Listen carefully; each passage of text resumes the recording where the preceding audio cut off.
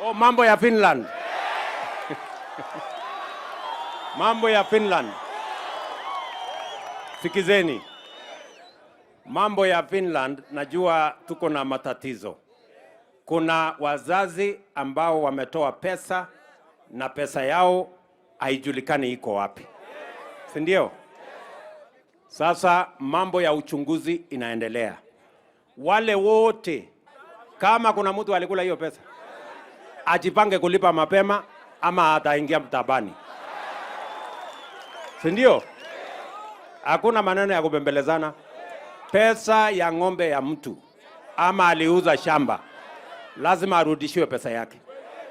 Lakini hapo mbele, wakati uchunguzi itamalizika, mimi nitaona vile tunaweza kusaidia wale watoto ambao wamehusika na hii matatizo.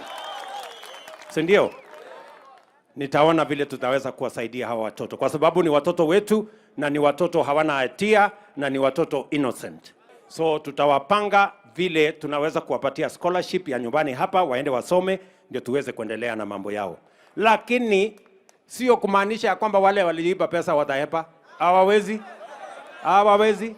Hapana. Hapana. Sio kama tunaelewana. Tuko pamoja? Hatuwezi kubali hiyo story, mimi siwezi kubali. Kwanza wanatuletea aibu. Ndio.